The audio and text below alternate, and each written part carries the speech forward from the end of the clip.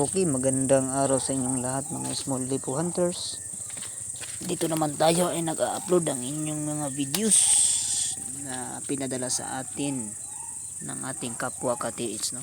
So bago natin tatalakayin yan mga small lipo hunters, unang-una shout out sa lahat ng ating mga viewers, mga haters, mga subscribers, mga new subscribers. At kung bago ka pa lamang sa ating channel, inaanyahan ko kayo sa pag-subscribe sa ating YouTube channel para updated kayo sa ating susunod na mga videos na i-upload natin. So merong katiis na nais magpatulong sa atin base sa mga picture at mga video na ipadala sa atin, no? So kung meron kayong kaalaman, dagdag kaalaman dyan na makikita nyo sa video at sa picture, pwede kayong mag-comment mga small lipo hunters sa comment section sa ating YouTube channel, no? So tara, panoorin na natin small lipo hunters ang video na pinadala sa ating kapwa ka-TH natin. Pero ito yung nakita ko, sabi ko sa'yo may seal. See ba ito?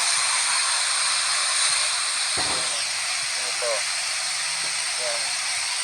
Ito yung sir, oh. Meron na ito. See. Ito dito sa buwas yan. Yan. Sa ilalim. Hindi nga sa ilalim, sir, oh. Ito. Ito, sir, oh. Ito diba? Merong parang pinatong lang, oh. Iyapin dito. May hole to, sir. Itong hole, oh. Itong hole.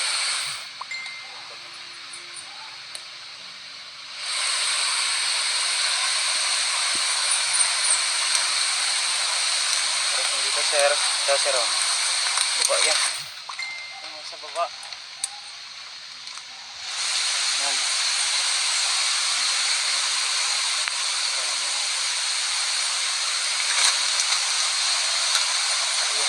Parang pinatong yata ng ano.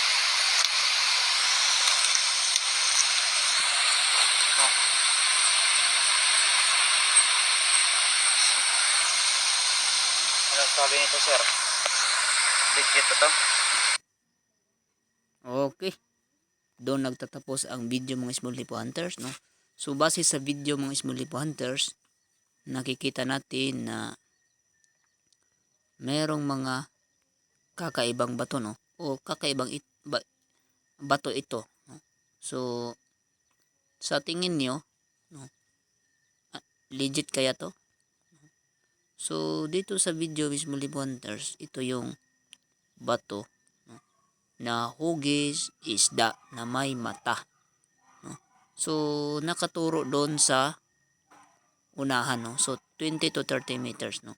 So sabi ng ating ka-TH ay meron bato doon na hugis heart. So hugis heart. So tingnan natin, no? So ito yun mga small lipo hunters, sabi nga ay ito ay hugis heart. So kung napapansin nyo sa bato na ito, merong mga guhit, no? Merong mga nakaukit.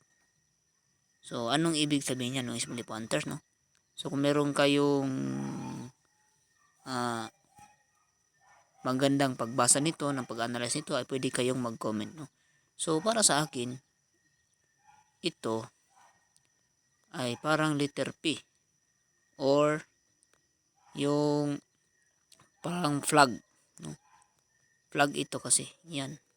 Pag ganito mga small lipo hunters, ibig sabihin ay prepared site. Kasi itong hugis heart na malaki, ibig sabihin yan, nandyan mismo sa malapit lang ang volume deposit, no? Volume deposit kasi ito. Base lang sa mga marka niya. At dito banda, o parang glitterings, no? Parang diamond shape na may ganyan. Yan. May ganon, tapos may ganyan, mga guhit. So hindi naman yan, kung totoo, kung legit yan, hindi man naman yan bump, no? Parang araw ng ganyan. Kasi iba yung bump. Yung hugis ba may ganito. Yan, na parang bulaklak, no? So ito ay posibleng diamond shape, no? Diamond shape. Pero kung nature yan ay wala tayong magagawa niyan, no? So dalawang likod natin yan, ito ay diamond shape or hindi. So para sa akin, small lipo hunters, sir, umiwas kanya muna dito kasi malaking deposit ito. Pwede kayong magkumpas dyan, mula dyan kung east dito, tapos west dito, north and south. Try mo, kumpas ka ng east, mga 30 meters dyan. Mula dito sa bato na ta, yan, 30 meters. Yan, kung meron ka bang makita dyan. At dito naman sa west, punta ka dyan. No? Kasi sa west yan nakaturo yung heart shape na bato. No? At ikatlo, number 1 noon dito sa east, direction ka, punta doon sa east. Tapos ikalawa dito sa west.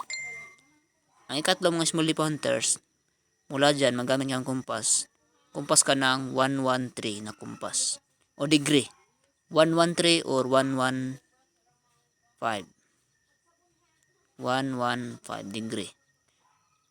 Kung meron kayong makita dyan na mga sign, anong sign dyan, dot or arrow, isend mo sa akin, no? Para masundan natin ang inyong paghukay, no? So yan. So dumistansya ka ng 30 meters, no? So meron pang pinadala sa atin, small lipo hunters, no? Ito. So ito, sir, ang gawin nyo, sir, advice ko lang ito. Kasi sabi mo, old ba na ba ito?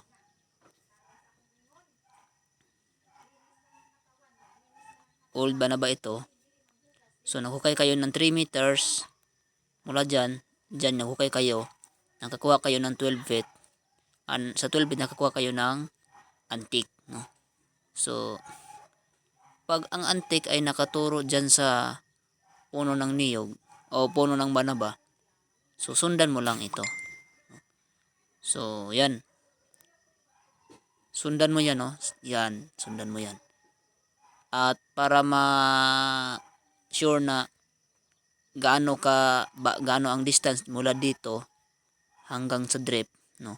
So mag-drip kayo, wag mag no? Wag dapat mag-timber kayo. Timber dyan, timber. Kung mag-drip na kayo. So sukatin mo lang yung ito. Sukatin yan. Kung 3 inches niyan, pasok niyan sa ilalim ng kahoy ng banaba. Kung 2 inches lang yan, so doon lang kayo mag-stop, no? Kung 2 inches niyan ang sukat. So direction nan ganyan. Kung naka-plane lang yun siya. Kung nakatayo siya ay continue digging pa kayo, no? Pag nakahiga niyan, mag-drip na kayo, no? So yan, positive ang inyong site, mga small lipo hunters, no?